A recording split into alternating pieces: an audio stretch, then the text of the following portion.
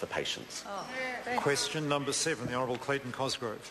Mr Speaker, my question is to the Minister of State-Owned Enterprises and asks, does he still intend to sell 49% of the 4 state-owned energy companies?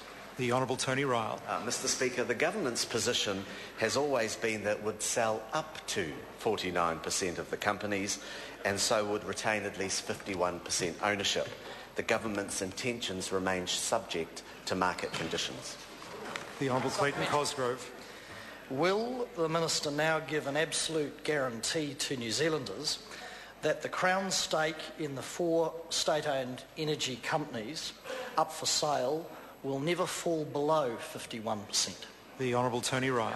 Mr Speaker, I think we can give more than a guarantee of a minister. That is the intention of the legislation that the government would intend to introduce, to give an assurance that the Crown's ownership will not fall below 51%.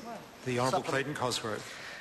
Thank you. In light of that answer, could he outline whether, in the event of the companies needing more capital, the government would borrow and/or use additional taxpayers' funds to ensure the Crown's stake never falls below 51%?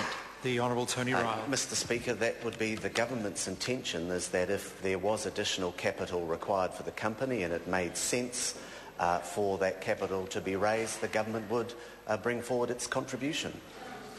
The Honourable Clayton Cosgrove. If the revenue from the asset sales is less than the government's estimated $6 billion, which its stated intention is to use for the so-called Future Investment Fund to offset debt, will the government be forced to borrow additional funds to make up that difference? The Honourable Tony Ryle. The member is asking a question as if the sales proceeds don't meet the broad range of, it does not reach $6 billion, we would borrow money in order to make up the difference to pay back the money and the debt that we're trying to reduce. No, the government's expecting and has been working within a range of $5 to $7 billion resulting from the asset sales. The Honourable Clayton Cosgrove.